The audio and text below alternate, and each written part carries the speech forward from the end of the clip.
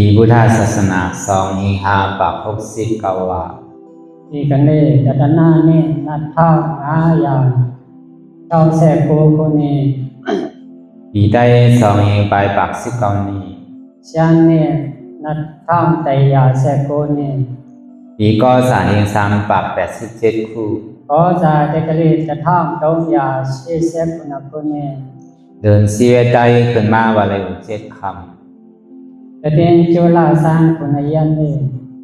ปีคิดวันที่28เดือนสิงหาคมปี2525ตะกะเลนี่24ရက်နေ့9လပိုင်း2025ในปางสังฤกรรมตราอนัตตวิปัสสนาภาวนาหานยอธรรมอนัตตะปอกกรรมทน16อนัตตวิปัสสนากรรมฐานတွင်၌16ကြိမ်မြောက်ที่วัดอนัตตวิปัสสนากรรมฐานหนองเขียววันลมลอยสะทงเวียงตาขีเล็กเมืองใต้ปรอกคงอนัตตวิปัสสนากรรมฐานเจ้าหนองโชลอยสะทงวันลมอุสุตาขีเล็กမြို့ရှမ်းပြည်အစေပိုင်းในก็หอถึงมาวันผลเก่าဒီကနေ့9ရက်မြောက်သောနေ့ဖြစ်ပါတယ်เป็นข้าวยาม8 โมงต่อถึง10 โมงအချိန်က7နာရီကနေ10နာရီအထိဖြစ်ပါတယ်ข้าวยามอยู่2 ชั่วโมง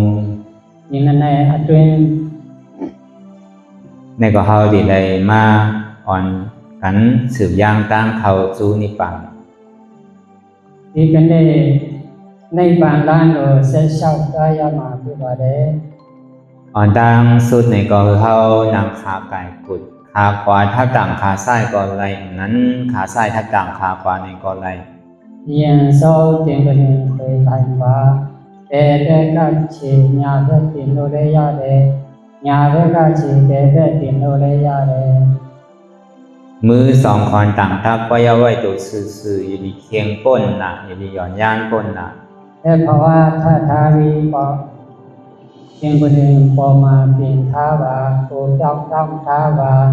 ตีเล่นเปลี่ยนลงก่อนเนี่ยตีเล่นต้องเอามาชอบลงก่อนเนี่ย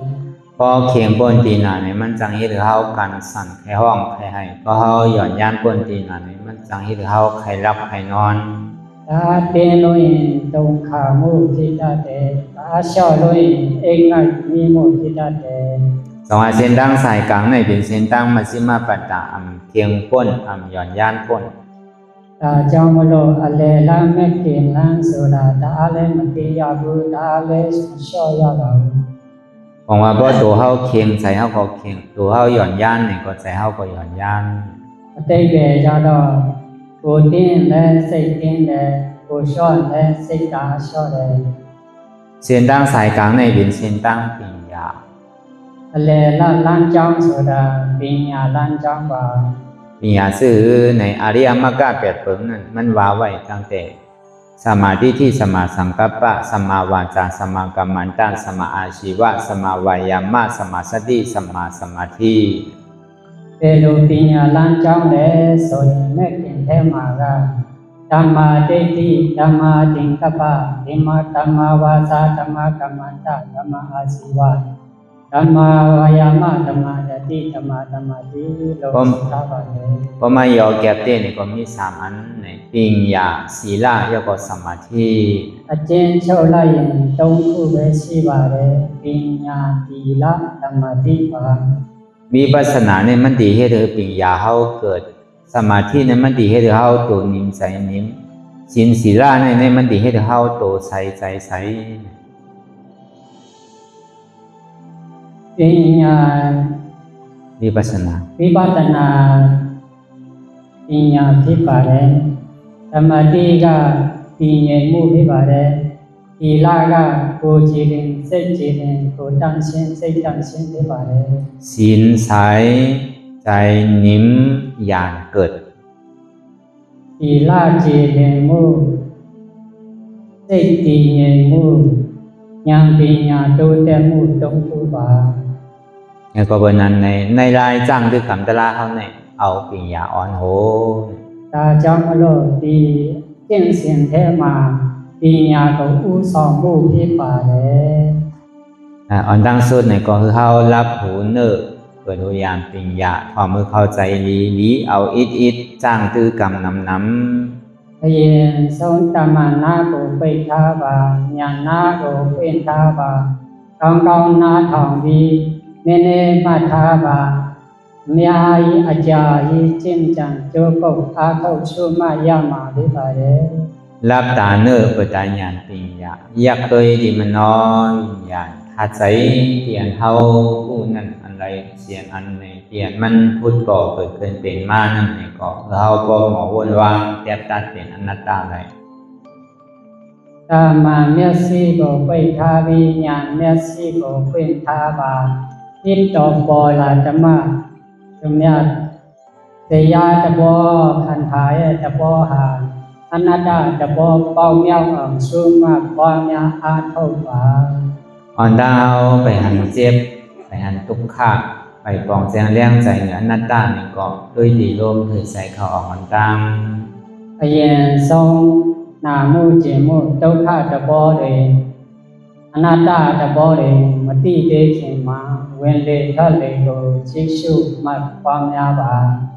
เคยใส่เข้ายาวๆเคยใส่ออกยาวๆเคยใส่เข้าลึกๆเคยใส่ออกลึกๆแต่เฉยๆสุเตบาแต่เฉยๆสุโทบาแน่ๆชันๆสุมาบาเข้านี่ก็เฮาวนว่าเกิดก็ออกมายาวก็เฮาวนว่าตายฟองนี่ก็เฮาวนว่าเกิดเรียกนี่ก็เฮาวนว่าตายวนเลวนแต่เฉยมวยแต่โลถ้าเลถ้าแต่เฉยตีแต่โลဖောင်းလာတဲ့အချိန်မွေးတယ်လို့ပိန်သွားတဲ့အချိန်တည်တယ်လို့ရှုမှတ်ပွားများပါแต่ว่าเฮาด้วยหลอกๆหลายๆก็เฮามีหยังตั้งหันคือใจหยังตั้งวนซื่อใจအလကားကျေရှုနေတာမဟုတ်ဘူးဉာဏ်ပညာပါနဲ့တွေးတော်စဉ်ခြင်းပါอันเฉพาะที่มันนำอุปเปิงไว้เอาตั้งแต่สิโอต่อไปจริงมั้ยအစိုးမရတဲ့တဘောကိုဒီခြေငယ်ထိတ်ကနေခြေအထိခြေကနေငယ်ထိတ်ဆံချအထိป้วนปีป้วนเดินป้วนวันมาตอนพองยามเดี๋ยวมีอย่างไรพองอันที่ว่าเฮาอุปเปิงไรมานั่นนิติลาริจอลาตมยาကိုပြန်စင်ချင်းတုံးတပါပဲဟာလဲအစိုးရတယ်ဆိုတာကိုပိုင်ကိုဆိုင်တယ်ဆိုတာပဲဟာရှိတယ်ဆိုတာသင်စားပါอำใครเท่าก็เท่าอำใครเป็นก็เป็นอำใครตายก็ตายอำใครผาดก็สิได้ผาดโอ้ရှင်လဲအိုရမတိမနာရှင်လဲနာရမတိရှင်လဲတေရမခွဲပါရှင်လဲခွဲခါရအတ္တဒုက္ခတွေอันนี้มันบอกในลองตั้งดีว่าตัวเฮาในกล่อมใจของเฮามันเป็นอนัตตาดาก็บาตบ่ပြောလဲဆိုရင်ကိုယ်ကငါကိုမဟုတ်ဘူးအနတ္တတဘောပါဆိုတဲ့တဘောก็ในสองมาในมาติใจในมือเฮามันไปเจ็บมือไปหันทุกข์ค่ะมือย่ำไปปองแสงแรงใจอนัตตานั่นใจเฮามันติโพ่งๆผิวๆวนลึกวนเลยอยู่နာဘာနိမာစိတ်မာလာရှုမှတ်ပါဒီစိတ်ဟာမတည်ရင်တေးချင်မှာစိတ်ပြန်လွင်မှုတွေနာမှုကျင်မှုတွေအဲ့ဒါတွေမတွေ့သေးချင်မှာစိတ်တွေတအားတွေးတော့ပြန်လွင့်တတ်ပါတယ်หูหันตันจอมใจเดียนมันเป็นอยู่มันวนตั้งหลังนี่ก็คือว่ามันวนตั้งหลังอันมันวนลองตั้งนานนั่นนี่ก็คือว่ามันวนลองตั้งหน้าอันมันวนสังลาลานั่นนี่ก็คือว่ามันวนสังลาลาစိတ်ဖြစ်ပေါ်လာမှုဖြစ်ပြမှုတွေဒီအောင်ကြည့်ရှုပါနောက်ကြောင်းကနေစဉ်းစားတယ်ဆိုရင်နောက်ကြောင်းကနေစဉ်းစားနေတာပဲဒီမှာပါအနာကအစစ်အကြောင်းတွေစဉ်းစားနေတယ်အနာကအကြောင်းတွေစဉ်းစားနေတယ်လို့ကြည့်ရှုမှပါယခုအချိန်မှာဘာမှမစဉ်းစားဘူးဘာမှမတွေးတော့ဘူးဆိုရင်ရှုမှတ်ပေးပါอันมันวนกับกาวากาเป็นนั่นนี่ก็คือว่ามันวนกว่ากาวากาเป็นชอบတွေးတော့လွန်မှုတွေဖြစ်ပေါ်လာတယ်ဒါအားတွေးတာလွန်နေတယ်လို့မှတ်ပါตั้งหลังพ้นมานั่นนี่ก็เหมือนหนังพ้นตายตั้งนานนั่นนี่ก็เหมือนหนังพ้นตึกนอนรับอยู่อันพ้นสังลาลานั่นนี่ก็เหมือนหนังพ้นตาบอด เอียมันพ่งผิวกาวากาเป็นในก็เปสังလွန်လေပြီးသောအတိတ်ကာလကလူတည်တယ်လို့ပါပဲအနာဂတ်အကြောင်းကအိမ်မက်တယ်လို့ပါပဲဘာမှမတွေးတော့ဘူးဆိုရင်လည်းမျက်စိကန်းတယ်လို့ပါပဲเอียมันวนกว่ากาวากาเป็นมีขอบมีเหรียญนั่นก็เปสังတွေးလွန်မှုတွေအဆုံးအပိုင်းအခြားမရှိဘူးဆိုတာအဲ့ဒါဘာကြောင့်လဲဆိုရင်ก็เพื่อว่าใจในก็มันนำใจของเฮามันเป็นอนัตตามันใจเก่าဒီစိတ်ဟာလည်းအနတ္တတဘောပါငါစိတ်မဟုတ်ဘူးငါပိုင်ငါဆိုင်ငါအစိုးရတာမဟုတ်ဘူးလို့စဉ်းစားရှိရှင်ဆိုမှပါบางสิ่งบางข้าวบางอย่างเนี่ยก็ทุกข์บางสิ่งบางข้าวบางอย่างเนี่ยก็สุขะบางสิ่งบางข้าวบางอย่างก็ทุกข์ก็ใจสุขะก็เป็นတခါတလေမှာလည်းဒုက္ခချမ်းသာမှုတွေပေါ်ပေါက်လာပါတယ်တခါတလေလည်းဒုက္ခဆင်းရဲမှုတွေပေါ်ပေါက်လာပါတယ်တခါတလေလည်းဒုက္ခမဟုတ်ဒုက္ခမဟုတ်အလယ်အလတ်လည်းဖြစ်ပေါ်လာတတ်ပါတယ်ธรรมดาของโลกานั้นมันเสื่อกันมวลเปลี่ยนเสื่อมันปวนทุกขามันติดเดี่ยวติดมวลติดเสื่อด้วยกับสัมโพทุกขาธรรมดาโลกาထဲမှာဆိုရင်ချမ်းသာမှုတွေစိုက်ကြိုက်ပါတယ်ဒုက္ခဆင်းရဲမှုတွေကြောက်ပါတယ်တတ်ပေးခြင်းတယ်มันเหมือนหนังน้ำเดือดมันไหลลงนี่ก็มันไหลลงจอมရေကရှိရှင်းတယ်လို့ပါပဲရေနဲ့အတူတူရှင်းသွားနေပါတယ်อันนำธรรมดาของโลกานั้นห้องว่าโลกุตระโลกธรรมดามဟုတ်ဘူးဆိုတာโลกุตระပါพระเป็นเจ้านี่สอนสื่อสารคัดโลกาဘုရားရှင်ကလောကကိုစန့်ကျင်ပြတ်နေအောင်ပြင်တွင်တင်ဆုံးမပေးတာပါทุกขามันก่อมาเนี่ยก็อย่าไปโกสุขามันก่อมาเนี่ยก็อย่าไปเนียจมอุเบกขาก่อมาเนี่ยก็อย่าไปข้านဒုက္ခဆင်းရဲမှုပေါ်ပေါက်လာလည်းမကြောက်ပါနဲ့ဒုက္ခချမ်းသာမှုပေါ်ပေါက်လာလည်းဝမ်းမတာပါနဲ့ဒုက္ခမဟုတ်ဆင်းရဲမှုမဟုတ်ချမ်းသာမှုမဟုတ်အလယ်အလတ်ပေါ်ပေါက်လာလည်းမပြင်းပါနဲ့ก็ภาษาในทุกขาเนี่ยเฮาไผปลายซื่อก็ปลายมันป่นไหลมันเหมือนเงาเรียนจอมโกนเฮากุฏิกุตังဘာကြောင့်လဲဆိုရင်ဒုက္ခဆင်းရဲမှုဟာဘလောက်ထပ်တေးမလွတ်နိုင်ပါဘူးကိုအရေးပမာကိုနောက်ကလိုက်နေတယ်လို့ပါပဲพอเฮาไข้ป่นเจ็บไข้ป่นทุกขานั่นนี่เฮาได้เลยเห็นผู้เลยอยู่จอมมันไหลဒုက္ခနာမှုကျင်မှုလွန်မြောက်စေခြင်းလဲဆိုရင်ဒီဒုက္ခတဘောကိုဘယ်လိုအနေထားရှိလဲဆိုတာရှင်းတုံးတတူနဲ့အတူနေမှသိမှာပါมันเหมือนหนังบอกโบที่อยู่ในน้ำซ้ำย้ำน้ำยาวเนี่ยพอมาอยู่จอมมันจะเยอะตะโลပါပဲရေထဲမှာနေနေနဲ့လဲရေနဲ့မကပ်မိပါဘူးโกนเฮาเนี่ยก็มันเหมือนนั้นมันเหมือนหมอกโมที่มันพูดออกมาเหนือดินเมื่อมันยังตื้ออยู่ดินก็มันก็ย่ำจุ่มไว้ถึงมันเข้ามาเหนือน้ำเนี่ยก็ย่ำจุ่มไว้ถึงเมื่อมันพูดออกมาตั้งเหนือก่อนมันค่อยๆแห้งลอยๆဒီလိုပါပဲလူရဲ့တဘောကလည်းကြာဥပမာတယ်ပဲဂျပန်ကနေထဲမှာရေထဲမှာစီတုံးကနေရေဆိုနေပါတယ်နေရေပေါ်မှာကြော်လာပြီဆိုရင်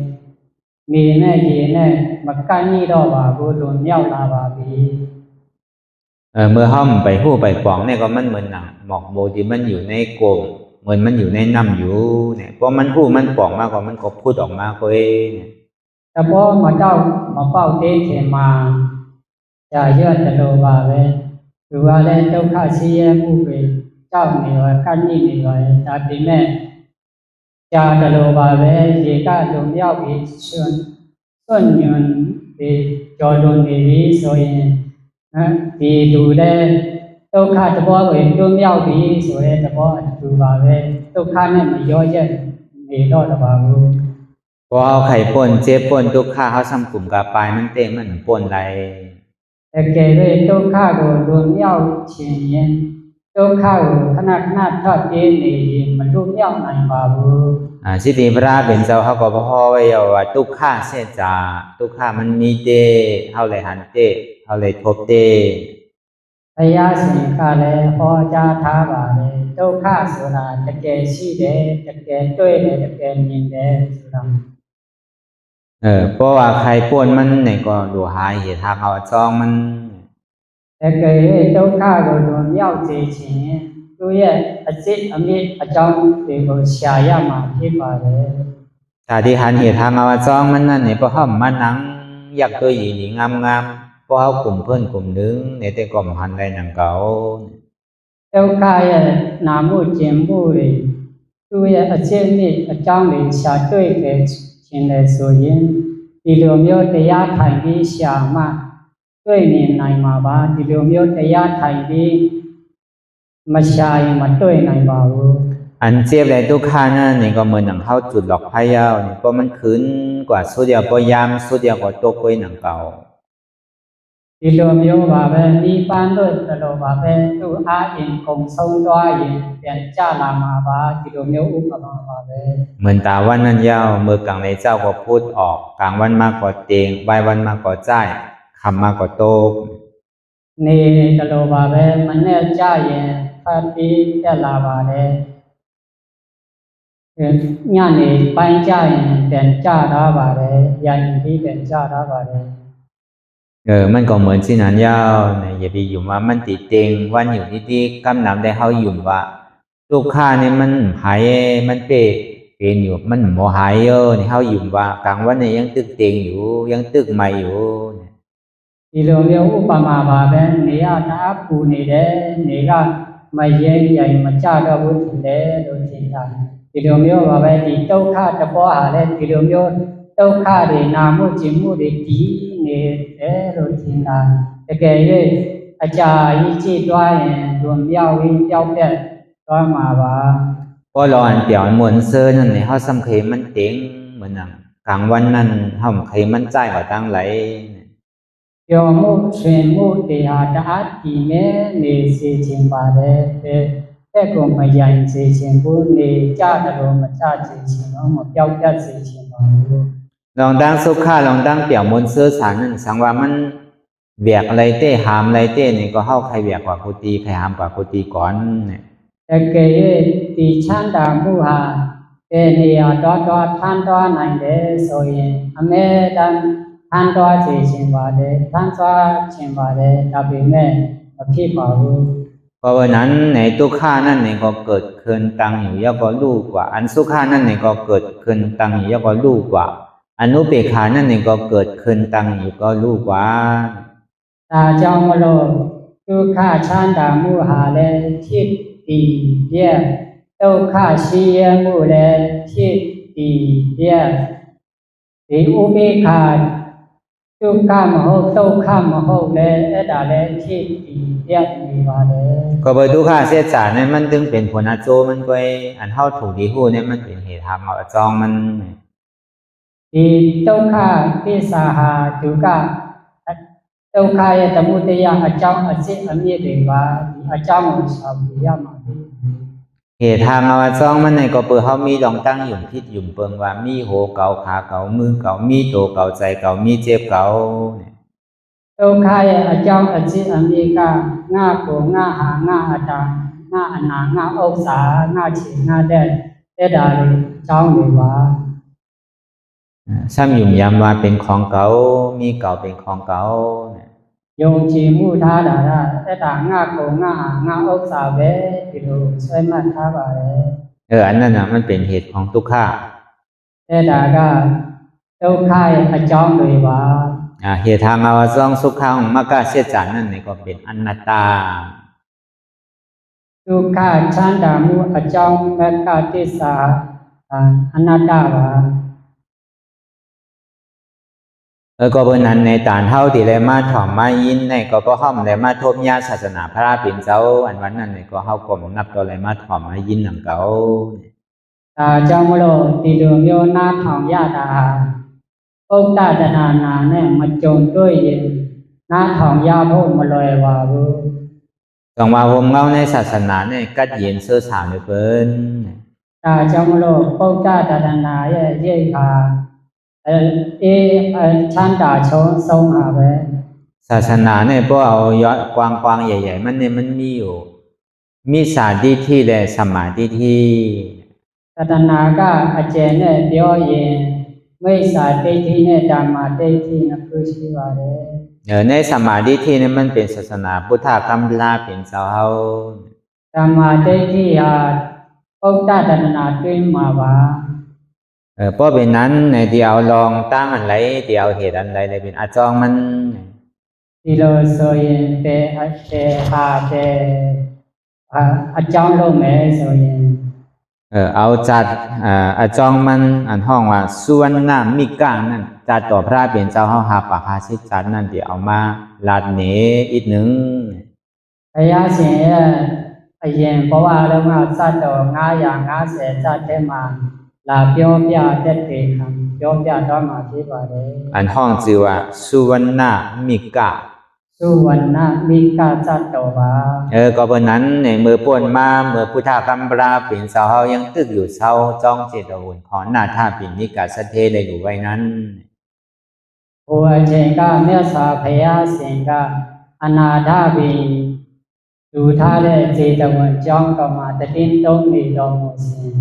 ဉ် ก็บ่สังในก็บ่ในว่าในเมืองนั้นห้องว่าเมืองสาวัตถี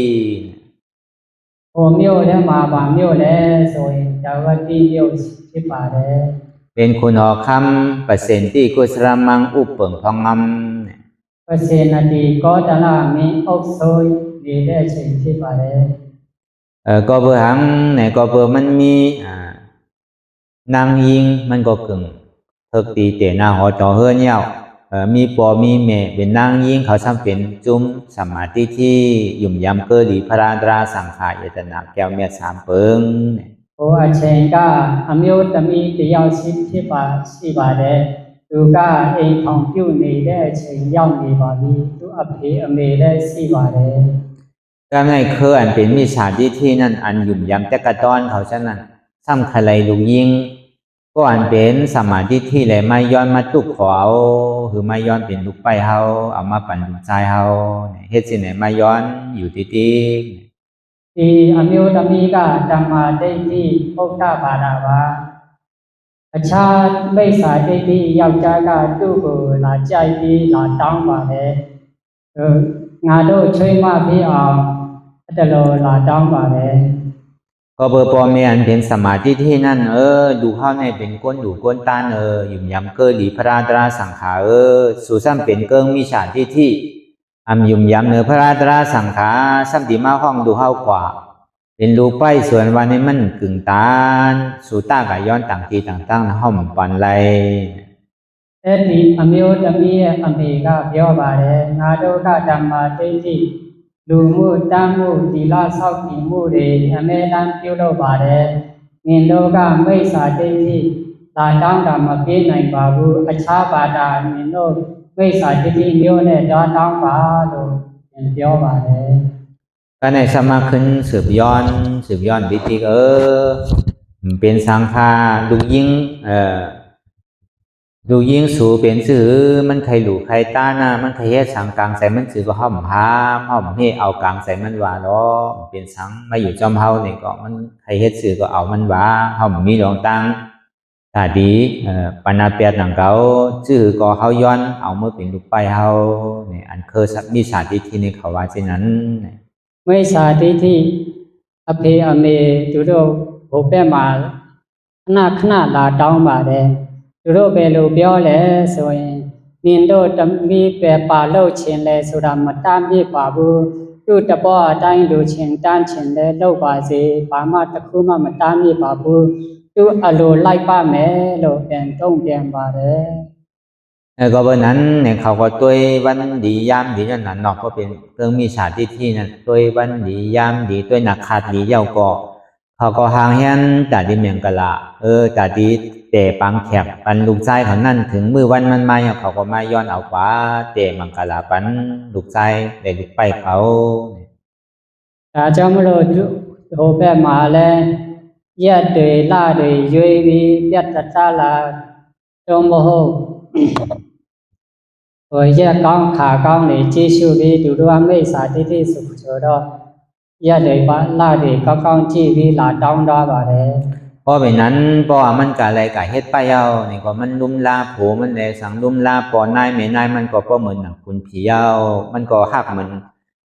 ปอนายแม่นายมันฮักเหมือนหนังแม่เต้ปอเต้มันโผมันก็ไว้เหมือนหนังคุณผีนึงก็ ဒါကြောင့်မလို့ဒီအမျိုးသမီးဟာမိစ္ဆာတိတိစီမှာရောက်တာပဲနဲ့ချွေးမတားလို့ပဲနဲ့လေသူရဲ့ရောက်ခတိရောက်ခမတွေသူယောက်ျားတွေနတ်တပါးတလို့ပဲပြုစုနေပါတယ်အခုကျေတန်းကျေလုပ်ပါတယ် พออยู่หึงเป็นหึงมาเอามันจะได้ย้อนขว้างดีผลว่าขานั่งไข่กับเขาซ้อมพักซ้อมให้ป้างเจ้ามัดเถเขาเจ้ายาหันเขามาตีเฮือนเฮามาลูกเขาซ้อมพักซ้อมหมอเนี่ยพวงก็กลางแสงมืดคันไรนั่นปางมาตาก็มีดองตังเฮฮับตับสังเนี่ย အနေကြာလာကြရင်သူကသူ့ယောက်ျားစီကိုခွင့်တောင်းပါတယ်အရာယဟန်တာတွေအိမ်မှာပြင့်လာပြီးစွန့်ကချင်ပါတယ်လို့ပြောပါတယ်သူ့ယောက်ျားကလည်းနင်းစိတ်ကြိုက်တယ်လို့စီစဉ်ပါငါဘာမှမတားမြစ်ဘူးလို့ပြန်ပြောပါတယ် ก็ในบ่ปางมาเนี่ยก็เขาอันก็ยุ่มยำเกอหลีอยากจะหนาแก้วแม่3เปิ้นเนี่ยมันมีลูกไปเฮากันอันจ้าเป็นปอเป็นแม่เป็นโผเป็นก้นใจก้นสังในเขายุ่มอันมาเฮ็ดเวียเวจาลุ่มลานนั้นมันมีการนั่งในก็อยู่ก็ဒီပြင်လာတဲ့အတွင်းထဲမှာဓမ္မာတိတ်္ထိကဒီအမျိုးသမီးတယောက်ပဲရှိပါတယ်။ကျန်တဲ့လူတွေဝေယဝိဆလာကူတဲ့လူတွေသူ့ရဲ့ရောက်ခတိရောက်ခမတွေသူ့ယောက်ျားတွေကမိစ္ဆာတိဋ္ဌိပါ เพราะเป็นนั้นในก่อนนั่งในจังดีไว้เราลาเจ้ามัดเทว่าแค้นต่อเจ้าเฮาต่อในกว่าวันตามื้อนั้นแค้นต่อผิดบ้างเจ้าเฮามาตุงซ้อมที่เฮือนขัดเปกูวันขา ဒီအမျိုးသမီးကမထေကြီးကိုပြောပါတယ်ဒီနေ့ကစပြီးဆေးဆက်တပိတော်တို့အိမ်ရက်မပြတ်ဆွမ်းခံကြပါလို့ပြင်းလျှောက်ပါတယ် ก็ในฮอดถึงมาวันทนโฮกยาวนี่ซึ่งมันนั่งก็จังดีว่าบ่เป็นโฮกปอกยาวเขาก็ทำมาด้วยมาถอมเอาตะลามาไว้มาสาเขาที่ว่าก่อนมันก็มีการใส่ว่าที่ไหน သူတို့လူတန်းလာတာ6ရက်မြောက်တောင်ရောက်နေပါပြီဒီမိစ္ဆာတိဋ္ဌိအိမ်တွင်းလူကတရားလဲလာမနာဝေအဝိဇ္ဇလဲလာမလို့သူကအကြံတစ်ခုထုတ်ပါတယ်တစ်ခုခုပြောမှပဲလို့သူကစဉ်းစားမိပါတယ် พอเป็นนั้นมาพอถึงคำขึ้นเหมือนเมื่อผูกที่ปางมาคำขึ้นวันเหมือนไหนมันก็จึงดีลาติโผมันว่าให้ยังเอาปางเสาญาหันเขามาในสู่ป้อมมายุ่มยำมาไว้มาสา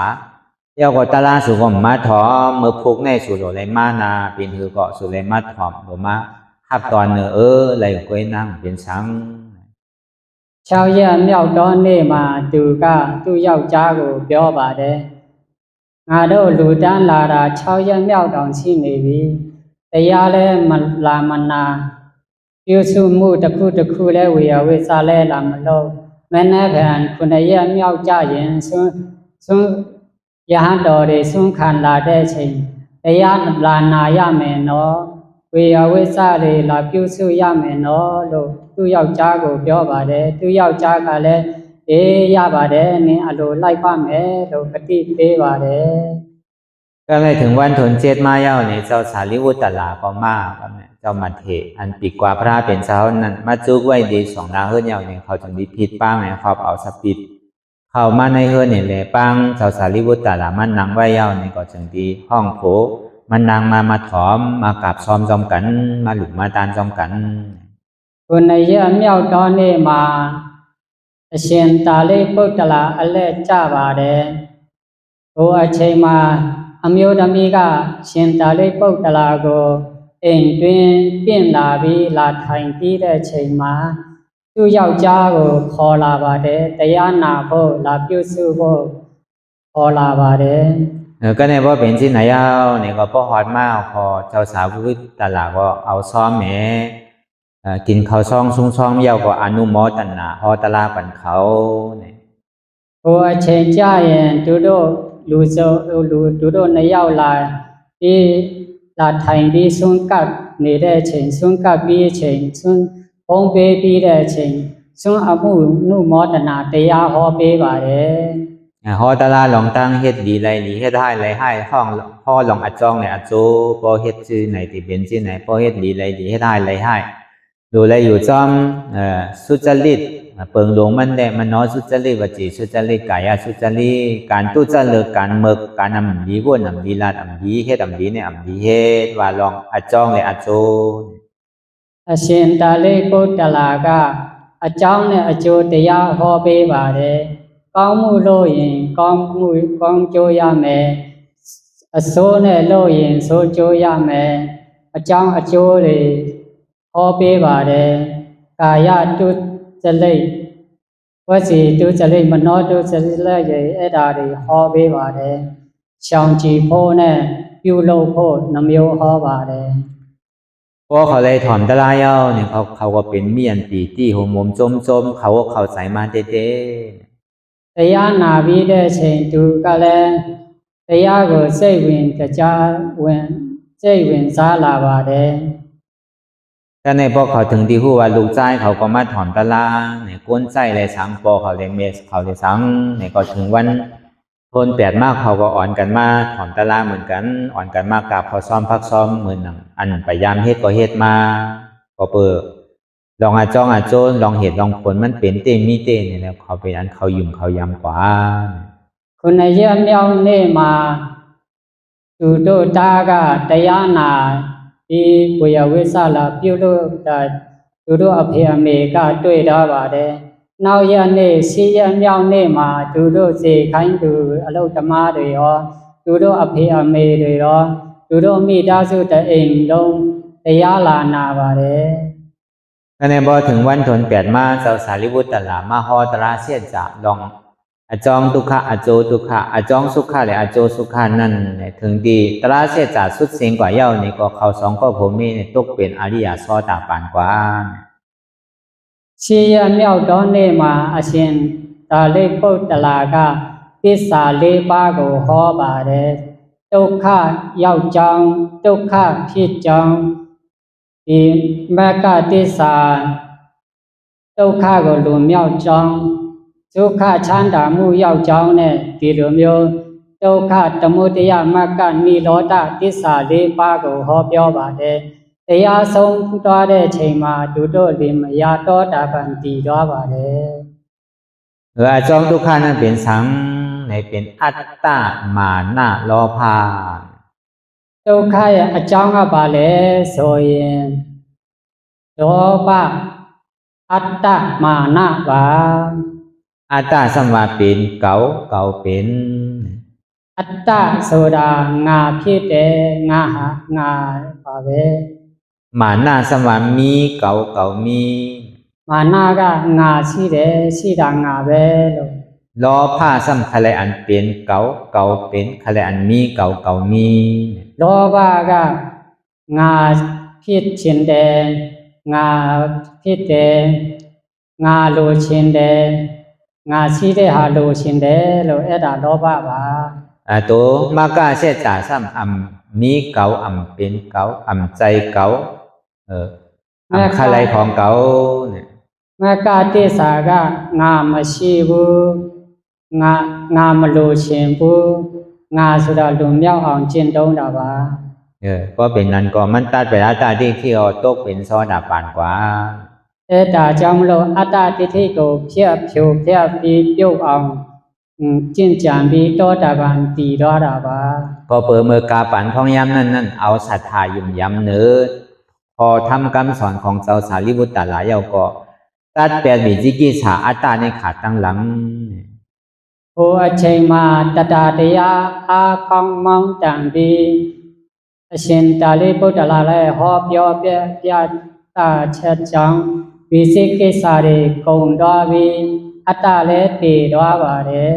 ก็เปิดกาปันของยามนั้นเพิ่นมีปรมีไว้เต็มทนเพิ่นเลยเฮ็ดไว้เอาแหละจังที่ว่าบ่รู้ได้มันนังเจ็บนังก้นนังขึ้นเหมือนเฮา ဟိုအချိန်ကဆိုရင်သူတို့ကလည်းအရင်ဘဝကတည်းကပလမီဖြည့်လာတဲ့သူပလမီပြည့်လာပြီးဖြစ်တော်မလို့သူတို့က ငါတို့လိုတရားထိုင်ပြီးနာမှုကျင်မှုဒုက္ခတွေလာရှာဖွေနေရတာမဟုတ်ပါဘူး พอเขาโตเป็นอริยะแล้วเนี่ยก็จุมันเป็นปอเป็นแม่จุมันเป็นก้นจังพี่น้องเขานั่นเนี่ยก็อ่อนกันมายุ่มยำเกลีพระราตราสังขารสังขารเจตนาแก้วแม่3 คน3 ป้าตั้งแต่วันนั้นมา โอตเนกะเชงกะสาบีดูโดกะโตตาบันติตวบีมโลดูโดอမျိုးတွေအစေခိုင်းအလုတ်ဓမ္မတွေဖရာတရားတန်ခါရတနာ3ပါးကိုကြီးညိုတဲ့သူဖြစ်လာပါတယ် ก็วันนั้นเนี่ยเจ้าสารีบุตรตลาดเจ้ายาหันตาเขาเนี่ยใกล้ๆมาตรงซ้อมมาฮอตลากันอยู่กูกินกูเสียข้าวยำเนี่ยก็ในพอถึงวันหนึ่งมาก็เป็นเมย์ในสันติบอกเพราะว่าสูมือเหลียวแต่เฮาดีอยู่เฮิรนเฮาก็มใครอยู่ว่าเฮาดีเขาในศาสนาพระเป็นเจ้าเฮาดีบวชเป็นภิกขุนีสู่หันถึงชื่อหือเนี่ยมันก็ย้อนความดีโผมันสินั้น ဒါကြောင့်မလို့အရှင်တာလိပုတ္တလာတွေယဟန်တွေခဏခဏမကြာခဏတရားလာဟောပေးတာကြောင့်မလို့သူတို့တရားတောတာပန်တည်သွားပြီဆိုတော့ဒီအမျိုးသမီးကသူ့ယောက်ျားကိုပင်ပြောပါတယ်ဒီအိမ်ထောင်ထဲမှာမနေချင်တော့ပါဘူးတတနာပေါင်ထဲမှာภิกขุนีပြုတ်ရှင်တယ်နင်ကပဲလို့တဘောတူလဲဆိုတာသူ့ယောက်ျားကိုပြန်ခွင့်တောင်းပါတယ် ท่านก็เป็นโพกวันเดียวเฮาก็ดีกว่าเฮ็ดเจ้ายาหานเหมือนกันเมื่อฉะนั้นก็เฮาอ่อนกันเมื่อที่ว่าเจตวุนที่พระเป็นเจ้า သူယောက်ျားကလည်းကောင်းပါပြီဒါဆိုရင်လည်းနင်ကភិក្ခုနီဝတ်ချင်လဲငါခွင့်ပြုပါတယ်ငါလည်းယဟန္တာပြုတော့မယ်ဒါကြောင့်မလို့ငါတို့နှစ်ယောက်ကျောင်းဇေတဝန်ကျောင်းမှာတွားပြီးယဟန်ပေါင်ထဲဝင်ကြရအောင်လို့သဘောတူညီပြီးတွားပါတယ် ก็เพราะนั้นในพ่อแม่เขาก็เลยถอนตะลาเขายุ่มยำพระราตราสังขารเขาก็โจมจ้อแม่แหละจนอ่อนกันเมื่อสงที่ว่า ဒါကြောင့်မလို့သူ့အဖေအမေကလည်းတရားတန်ခါယတနာမြတ်3ပါးကိုကြီးညိုနေတဲ့တစ်ဖြစ်သူတို့နှစ်ယောက်လင်မယားကိုဇေတဝန်ကျောင်းမှာဝမ်းတာပျော်ပျော်ရွှင်ရွှင်နဲ့တွားပို့ပါတယ် เพราะนั้นก็อันเป็นโผนั่นก็เข้ากว่าหาที่พระเป็นเจ้าก็อันเป็นเมนั่นนี่ก็เข้ากว่าหาที่เมน่าก็จะมีกว่าบวชเป็นภิกขุนีก็อันเป็นโผนั่นก็กว่าบวชเป็นเจ้ายาหาน ဒါကြောင့်မလို့သူ့ယောက်ျားကလည်းတရားရှင်ရှိကိုတွားပြီးယဟန်ပြုတ်ပါတယ်သူ့မိန်းမကလည်းភិក្ခုနီကျောင်းကောတမီရှိမှာယဟန်တွားပြုတ်ပါတယ် แต่ในพอเขาเข้ามาเป็นในศาสนาพระเป็นเจ้าเย้านี่ก็อ่อนกันจ้างคือกำตรามหึงนางก็ตกเป็นยาหานต่างกว่าทั้งสอง ယဟန်ပေါင်တတနာတဲ့ဝင်လာပြီးမကြသေးခင်မှာသူတို့နှစ်ယောက်ကတရားကျင့်ကြံကြုတ်ကိုအားထုတ်တော့ကြောင်းကိလေသာတွေကုံဆုံးတော့ပြီးယဟန်တာနှစ်ပါးစလုံးဖြစ်သွားပါတယ် ก็ในธรรมที่ในธรรมสภานั้นธรรมวิหาระเตียนเป็นถอนตะลาสนทนาทารากันนั่นเป็นก็อ้ามออกว่าเสียงอโลเปรีอ้ามนะนางยิงก็ในเป็นสมาธิที่สมาอยู่ในกลางเกมมิจฉาทิฏฐิเลยอ่อนเอาโพเอาปีเอาน้องพอเลยเข้ามาในศาสนาเนี่ยง่ายๆเปรีอ้ามออกนะผู้หญิงก็ในเปกัดแขนนะเขาก็ยอมอ้ามในเกกลางเกธรรมสภา တရားဟောပွဲအတွင်းမှာတရားဆွေးနွေးတဲ့မှာလူအများကသူ့နှစ်ယောက်ကိုချီးမွမ်းပါတယ်ဒီအမျိုးသမီးကဓမ္မဒိဋ္ဌိဖြစ်ပြီးမိစ္ဆာဒိဋ္ဌိမိသားစုကိုဝင်သွားပြီးလူတို့ဓမ္မဒိဋ္ဌိဖြစ်အောင်ဒီလိုမျိုးတရဏ3ပါးကြီးညိုတွေမကအရိယာဖြစ်အောင်တွားပြီးစီယုံနိုင်တာချီးမွမ်းเสียဂုဏ်ယူเสียပဲလို့လူတို့ကပြောဆိုနေပါပဲတရားဒေသနာတရားပွဲထဲမှာ ก็เพราะนั้นในก็พอถึงเขาอุปโอกันเย้าในพระเป็นเจ้าสมัครคือยินพระเป็นเจ้าธรรมสุอุปกันลองสัง သူတို့စကားပြောတန်သူတို့အကြောင်းပါပြောလဲဆိုတာဘုရားရှင်ကလမ်းကြားရပါတယ်ဘုရားရှင်ကပြန်နေပါတယ်မင်းတို့ကပါအကြောင်းတွေပြောနေတယ်လဲဆွေးနွေးနေတယ်လဲလို့ဘုရားရှင်ကပြန်နေပါတယ် ก็เพราะนั้นในเขาสันติว่าลองตั้งอันนั่งยิ่งเสายาหันต่างใน พระเป็นสาวาอ๋อ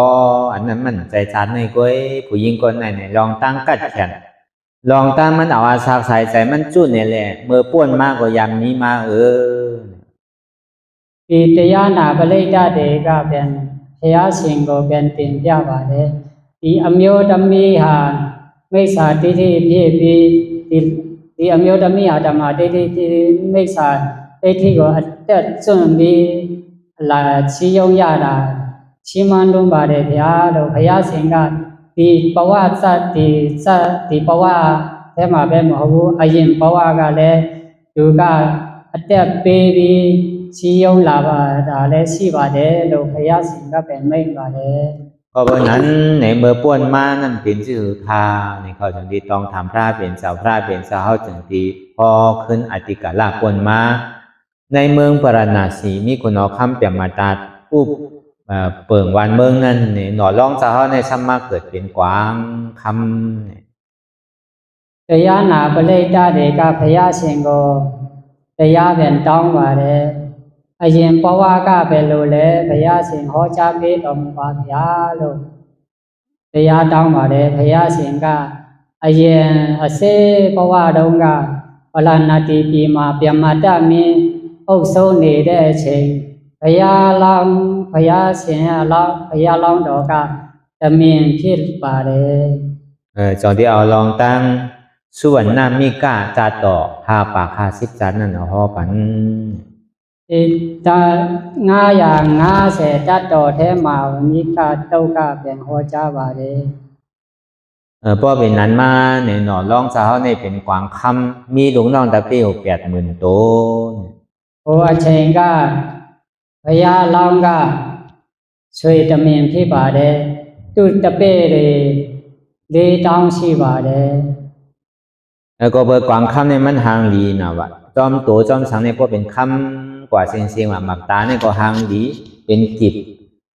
ขากิบมือซะในก็ห่างลีเพราะเป็นสีเงินสีคำกว่าลีดูดีด้วยห่างลีน่ะจังที่ห้องเป็นคนกวางคำဒီဆွေတမင်ဟာအလုံးလှပပါတယ်သူရဲ့အမွေတွေရောဆွေတွေပဲသူရဲ့တရေတွေရောသူရဲ့မျက်လုံးတွေရောအလုံးကြည့်ရှုလို့လှပနေရတယ်ကြည့်ရှုလို့ကောင်းပါတယ်ဒါကြောင့်မလို့ဆွေတမင်လို့သူအမိပေးပါတယ်ก็ในเขามาแอวหากินเยอะกินยาจ้อมในถึงในป่าก็ในจึงที่มีปู่มูเซอร์หางเที่ยวไว้ก็ในหนอร้องเจ้าซ้ำได้สัตติแล้วก็เหยียบเตอใสเนี่ยဒီဆွေတမင်ဟာမြတ်လာရှာစားပါတယ်ဒီဆွေတမင်ဟာမုတ်ဆိုးကကျုပ်ကွင်းလေထောင်ထားလို့တတိမထားပြီးကျုပ်ကွင်းမေ့ပါတယ်ก็เบอแห้งหนอร้องเจ้าเนี่ยมันใหญ่น่ะมันตืดคำหนึ่งก่อนหนังเนี่ยพอรอกว่าเชียงๆก็ในพอมันตื่นทางกล้ามเนี่ยเข้าว่าต่อถึงเนื้อมันเนี่ยพอพูดออกก็ในพอมันนานตีตึกทางในดุกมันตีห้าวยาวเนี่ยมันก็ยิ้มไว้ဒါကြောင့်မလို့ဒီဘုရားရှင်ရဲ့ဆွေတမင်ရင်အားဟာတအားကြီးပါတယ်ကျုပ်ကွင်းကိုမိပြီးတခါဆွဲရင်သူ့တရေကြီးပြတ်ပါတယ်နောက်တခါဆွဲရင်သူ့အသားကြီးပြတ်သွားပါတယ်သူကဆင်ချင်ပါတယ်ဒီနောက်တခါဆွဲရင်တော့အယိုးကျိုးမှာပဲဆိုရင်သူကမဆွဲတော့ပါဘူးငြိမ်ငြိမ်နေပါတယ်ก็เบอนั้นเนี่ยมันโกลูกน้องตะเปมันยาไผเนี่ยก็มันจะที่ห้องสั่นมือหนังอันพานยาเหี่ยวแลมือหนังสัตวะทั้งหมดทั้งเสียงห้องลีโกลีเฮเนี่ยพวกเขาได้ยินถ่อมเสียงหนอร้องเจ้าเฮาที่เป็นลูกน้อง 80,000 ตัวนั่นจนกันแลนปลาเสียงဒီအချိန်မှာဆွေတမင်ကသူ့တပည့်ကိုအတိပေးပါတယ်အန္တရာယ်ကြုံရနေပြီဆိုတာအတန်လေးအော်ဟစ်ပြီးသူ့တပည့်ဒီရှိတောင်းဟာအလုံးထွက်ပေးကြပါတယ်ก็วันนั้นในกลางค่ำมันโตเป็นมีมันนั่นก็มันได้ยินเสียงโผมันยาวนี่ก็มันปลายจอมเปอนี่ก็มันก็ซ้ำขึ้นแดนมาหาก็อันเป็นโผมันဒီဆွေတမင်ရဲ့သူကဆွေတမင်မိတ်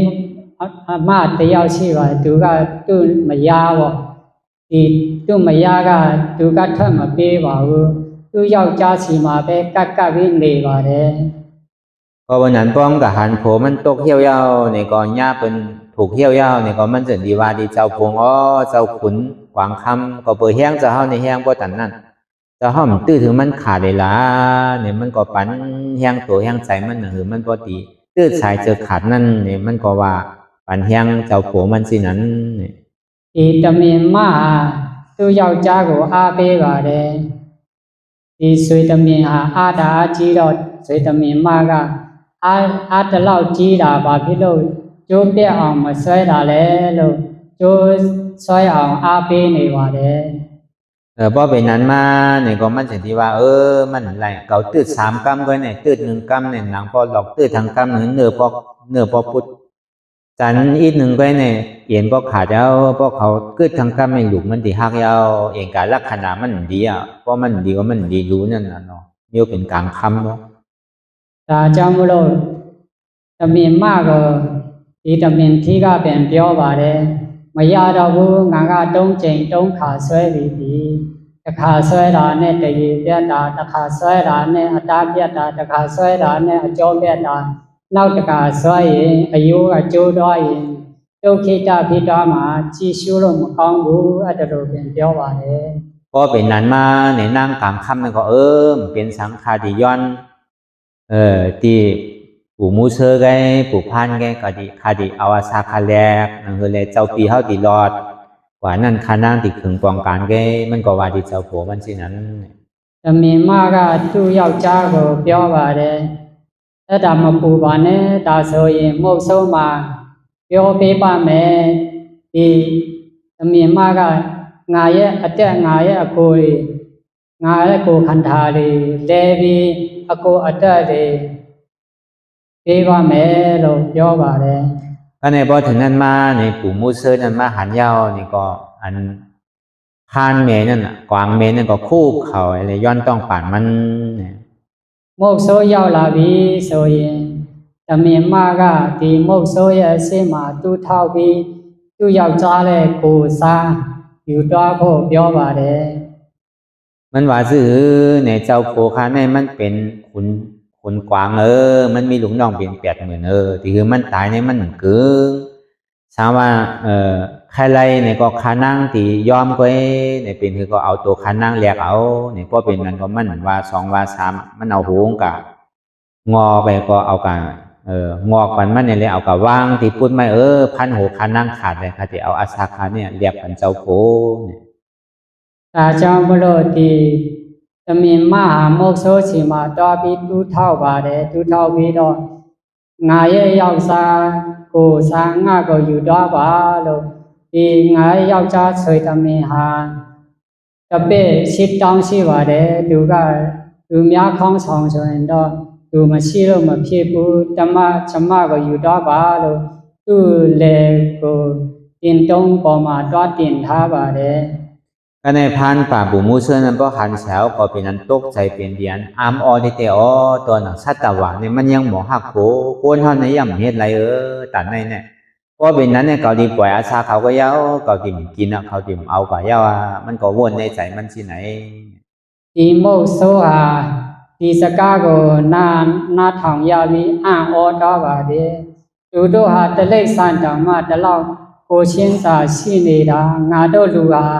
ကိုချင်းစာမရှိဘူးဆိုရင်အဆက်ရှာကြီးပဲဒီတမင်ကိုငါကမစားတော့ဘူးမယူတော့ဘူးသူတို့ကိုပြန်လုပ်ပေးမယ်လို့စိတ်ထဲမှာဆုံးဖြတ်ပါတယ်ก็ไปเป็นสินั้นยาวเนี่ยมันจะได้เอาขวานมันก็ซับอันเจือกก็เปิดเจือกมันเฮ็ดให้มันเป็นเจือกหนังมันจะเป็นเจือกโยเพราะว่ายิงเฮาเต็งก็มันหัดมันก็ซับเจือกหนังนั้นแปดยาวมันก็กี้เจือกหนังนั้นออกဒါကြောင့်မလို့သူကတားကိုသူကျိုးတော့ဖြတ်ပါပဲကျိုးကကျိုးရိုးကျိုးမဟုတ်ဘူးတရေကျိုးမလို့ဖြတ်ပြီး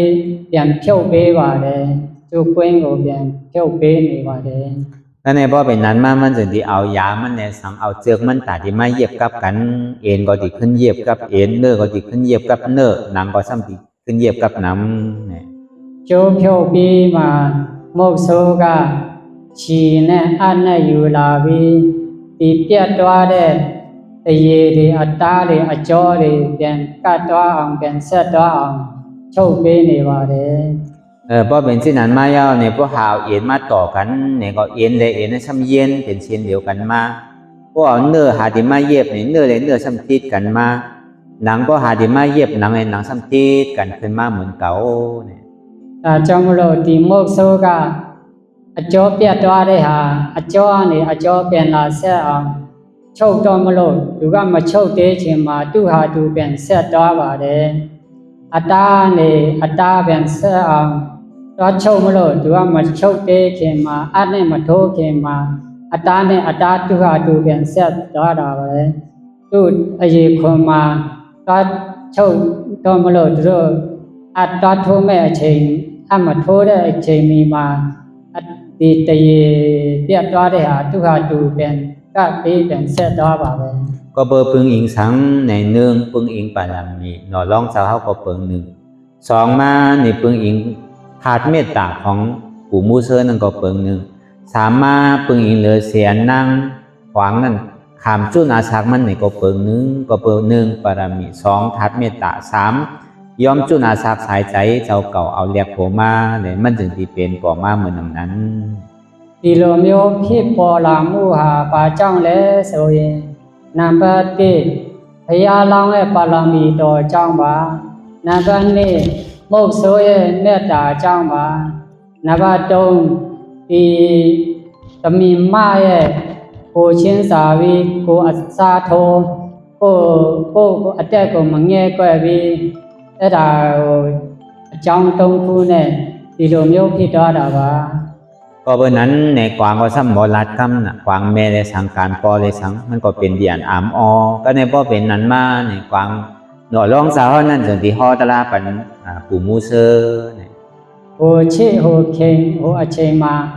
တတဝါတွေလည်းတမင်တွေလည်းလူစကားပြောတတ်ပါတယ်ဒီအကြောင်းတွေပြီးနေတဲ့အချိန်မှာဒီဘုရားအလောင်းတမင်ကမုတ်ဆိုးကိုတရားပြန်ဟောပြောပြတတ်ပါတယ်อันนี้พระเป็นเจ้าฮอปานาที่ปาตาตอนในกว่าวันตาเมื่อนาในเมื่ออย่าไปเอาซักสายใจเพิ่นตายเอามันดีก็ในกวางหนอร้องเจ้าเฮานั้นมันสำกันไรเสียงเลี้ยงมาหวยนึงเตียมันกว่าหากินเยอะกินยาเอามาอาปันปู่มูเซอเนี่ยพญาလောင်းတော်ကဘယ်လိုဆုံးမလဲဆိုရင်ဒီနေ့ကစပြီးမုတ်ဆိုးလူများအတက်ကိုမတတ်တော့ပါနဲ့လို့အဲ့ဒါလို့ဆုံးမပါတယ်ဒီတမင်ဟာအခြားနေရာမြတ်တော်စာရင်းနဲ့ကြောက်တံပတမယတလုံးတွေ့ပါပဲဒီလိုမျိုးကြောက်ပံပတမယတွေတွားယူလာပြီးဒီမုတ်ဆိုးကိုလာပေးပါတယ်บ่ปันปู่มูเซยในพระหนอร้องเจ้าเฮานั้นว่าอันเสียงหวยในมันมีกาขันเอาเมื่อขายเมื่อแลกเงินเอาเลี้ยงลูกเลี้ยงเมเลี้ยงตัวเจ้ากว่าต่ออาโจสากสายใจในอย่าไปเฮ็ดเจ้าลองตั้งกุศลตั้งโมตั้งเสียงในคือเฮ็ดลองตั้งดีในพระเป็นหนอร้องเจ้าก็ซุ่มมาเสื่องในพญาလောင်းတော်ဆွေတမင်ဟာဒီနေ့ကစပြီးဒီကြောက်တံပတမယကိုယူသွားပြီးဒီကြောက်တံပတမယဟာတန်ဖို့မနေဘူးတွားရောင်းပြီးနေရမိသားစုတွေကျွေးမွေးပြုစုပါတဲ့လုံးလူများအတက်ကိုမတတ်ပါနဲ့လို့ဆုံးမသွားပါတယ်พอเป็นนั้นมานี่ก็ถึงที่สุดอาศักสายใจของไผของมันอันเขาก็ตั้งใจมันแฮมก็แฮมเตี้ยมันเป็นปู่มูเซอหนอร้องสาวที่เป็นกวางค่ำนั้นก็เขาก็เลยปอกขึ้นมือในเถินในป่ายก็ถึงที่อายุอาศักสายใจสุดกว่าเย้าก็ถึงที่ขอดจานมาเนี่ยဒီဆွေတမင်ဟာမုတ်ဆိုးကိုဆုံးမပြီးမုတ်ဆိုးကလည်းတက်လုံးမုတ်ဆိုးမလုပ်တော့ပါဘူးလူများအတက်ကိုလည်းမတတ်တော့တော့ဘူးဆွေတမင်နှကောင်ဟာလည်းသူတောထဲမှာတွားပြီးတက်လုံးပျော်ပါတော့ပါတယ်ถึงที่ขอจานมานั่นนี่อันเป็นก็กวางพานนั่นเป็นไผเนี่ยซ้ำขึ้นมาเกิดเป็นหนอร้องสาวเฮาเนี่ยก็อันเป็นปู่มูเซอนะครับเป็นไผเนี่ยเป็นฉันหน้าอามาฉันหน้าก็อันเป็นผู้หญิงอันเมเจ้าเฮานั่นรู้อันเมื่อกาเป็นปานก้อนซ้ำขึ้นมาเป็นนางพิคุณีอันที่เป็นยาหารตาในဒီစတ်တော်ကိုပြန်ချုံပြီးပြောမယ်ဆိုရင်ဒီဆွေတမင်ဟာဘုရားရှင်လာဖြစ်ပါတယ်မုတ်ဆိုးကဆန္နအမတ်လာဖြစ်ပါတယ်တမင်မဟာ ยัดโตตลาลาဖြစ်ပါတယ်ก็เพราะนั้นในโฮมเงาศาสนาพุทธคำราเป็นเจ้าอันห้องว่าสัมมาทิฏฐิสัมมาสังกัปปะนี่มันขัดแย้งซึ่งยังไงဒါကြောင့်မလို့ဘုရားရှင်ရဲ့တဏှာတော်ဟာဓမ္မာဒိဋ္ဌိဓမ္မာသင်္ကပ္ပဟာဒီလိုမျိုးချမ်းသာမှုရတယ်ဆိုတာသဘောပေါက်စေချင်ပါတယ်จัดในก็ขัดแย้งชาติมานี่ก็เลยขัดแย้งဒီဘဝလည်းချမ်းသာမှုရပါတယ်နောင်ဘဝမှာလည်းချမ်းသာမှုတွေရမှာပါก็เพราะนั้นเฮาเลยมาจ้างตื้อกันเวลาในนี่ก็ต่อๆง่ายๆอย่างเก่าในตานเฮาที่ได้มาทบมายินได้มาจ้างตื้อกรรมဒါကြောင့်မလို့ဒီလိုမျိုးတရားလာအောက်ထုတ်တာဟာဒီလိုမျိုးလာကြုံတွေ့တာဟာအဲ့ဒါမလွယ်ဘူးပါဘူးก็เบิ่นนั้นมีอันเป็นหยาบผู้หาเมลนี่ก็เฮาก็ผ่านพ้นมาอย่างนึงเกิดเป็นคน2มาอันนึงตาลีไลธรรมะโอ้ยก็ดีใน2มาในตานเฮาที่ไลถอมยินตราเสจาဒါကြောင့်မလို့ဒီလိုမျိုးလာဖြစ်တာကံကောင်းခြင်းပါပဲနံပါတ်1ကဓမ္မမိတ်ဆွေတွေကြုံတွေ့နေပါတယ်နံပါတ်2ကသစ္စာတရားကိုလာနာရတာအဲ့ဒါကံကောင်းဆုံးပါပဲก็ใน3มาตานเฮาที่ไลมายุ่มย้ำศรัทธาในขอธรรมนั้นก็ปึง1 4มามีใจย่อนี่ชอบมานะ4กาละป่องแจงเลี้ยงใจขอธรรมนั้นก็ปึง1หามาคัดใจเฮ็ดเต้ๆนาๆนั่นคือบ่ดีฮอดจอดถึงที่อันขอธรรมตลาที่โตเจ้าเก่าหันอยู่ฮู้อยู่ป่องใจนั้นถึงพอทบยาไหลนบาตงมาตัตตายงจีมุဆိုတာမလဲပါဘူးအခုကတတယုံကြည်မှုလည်းရှိပါသည်နောက်တစ်ခုကသစ္စာတရားကိုနာရတာကျင့်သုံးရတာကံကောင်းဆုံးပါပဲနံပါတ်5ကယောနိဒေါမနတိကာလတရားနှလုံးသွင်းမှန်ကန်မှုပါ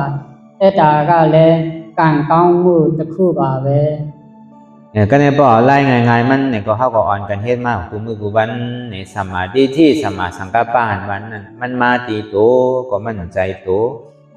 มีสาธิที่สัมมาเป็นโตเก่าโหเก่าขาเก่ามือเก่าโตเก่าใจเก่าเจ็บเก่ามีสาสังกัปปะซ้ำใครหนึ่งใครพื้นใครต้องใครค่ายใครลายใครเปิดตามื่นตาใครมองถึงมองขาวมองยามဒါကြောင့်မလို့ဒီလိုမျိုးလာကြုံတွေ့တာဟာမလွယ်ဘူးပါဘူးဓမ္မာဒိဋ္ဌိကငါကိုငါဟာငါဥစ္စာမဟုတ်ဘူးလို့မြင်ပါတယ်မိစ္ဆာဒိဋ္ဌိကငါဟိုငါကိုငါဟာငါဥစ္စာပဲတဲ့လို့အဲ့ဒါလို့အမှားမြင်ပါတယ်အမှားမြင်နဲ့အမှန်မြင်ပါเพราะฉะนั้นในเฮาที่เป็นสัมมาเฮาที่เป็นทิฏฐิ5เนี่ยเฮาที่เป็นมิจฉาทิฏฐิ5เฮาที่เป็นสัมมาทิฏฐิ5ဒါကြောင့်မလို့ငါတို့ဟာဓမ္မာဒိဋ္ဌိဖြစ်မလားမိစ္ဆာဒိဋ္ဌိဖြစ်မလားဆိုတာဆုံးဖြတ်ပါบ่เฮาเป็นสัมมาทิฏฐิเนี่ยก็ยุ่มย่ำขันธะ5ปึงในเป็นอนัตตาငါတို့ဓမ္မာဒိဋ္ဌိဖြစ်ခြင်းတဲ့ဆိုရင်ခန္ဓာ5ပါးကိုအနတ္တလို့ယုံကြည်ပါธรรมมีหันธรรมใจฮู้တရားရှိတာမြင်အောင်ကြည့်ရှုပါအမှန်တရားရှိတယ်ဆိုတာသိပါธรรมมีหันเจ็บหันทุกขาတရားရှိတယ်ဆိုတာနာမှုဒုက္ခမှုတွေမြင်နေတာပါธรรมใจฮู้ว่าเจ็บได้ทุกขานี่เป็นอนัตตาအမှန်တရားရှိတယ်ဆိုတာရှင်းရဲမှုနဲ့နာမှုကျင်မှုဒုက္ခတွေဟာအနတ္တတွေပဲလို့အမှန်တရားပါธรรมมีหันในห้องว่าสัมมาทิฏฐิธรรมใจฮู้ในห้องว่าสัมมาสังกัปปะအမှန်တရားရှိတယ်ဆိုတာဓမ္မာဒိဋ္ဌိပါအမှန်တရားတွေ့ပြီဆိုတာဓမ္မာသင်္ကပ္ပပါธรรมมีหันว่าใจโหเก่าขาเก่ามือเก่าใจโตเก่าใจเจ็บเก่าအမှန်တရားကငါကိုငါဟာငါဥစ္စာမဟုတ်ဘူးมันเป็นอนัตตาอนัตตသဘောပါอันนี้ก็เฮาวนยาวအဲ့ဒါကစေစေကြာကြာတွေ့တော့ပါข้าวยามหึงကြာစေစွာချင်းချင်းတုံးတတ်ပါอย่าไปว่าไว้ปน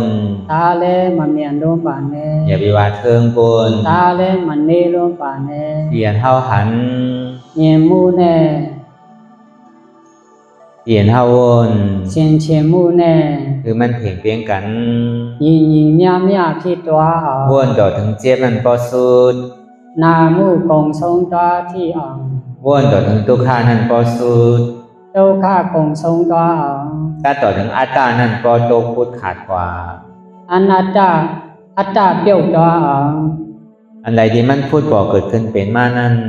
ပေတဘောတရားမဆိုပေါ်ပေါက်လာရင် คือเฮาหมอวางเป็นอนัตตาใน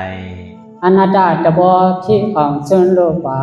วนลองเปินอัมมีเปิน သူများအကြောင်းတွေတွေးမြင်လဲသူများမရှိပါဘူး วนลองเขาก็อัมมีเขา သူအကြောင်းတွေးမြင်လဲသူဆိုတာမရှိဘူး วนลองเฮาในก็อัมมีเฮา ငါတို့အကြောင်းတွေးမြင်လဲငါတို့ဆိုတာမရှိဘူး วนลองเกาก็อัมมีเกา ငါဆိုတဲ့အကြောင်းတွေးမြင်လဲငါဆိုတာမရှိဘူး อนัตตา အနတ္တတဘောပါ วนที่ไหนก็ที่ดี ဒီလိုမျိုးအနတ္တအနတ္တအနတ္တနဲ့တဘောပေါက်အောင်ကျင့်ကြံကြိုးကုပ်ရှုမှတ်အားထုတ်သွားကြပါ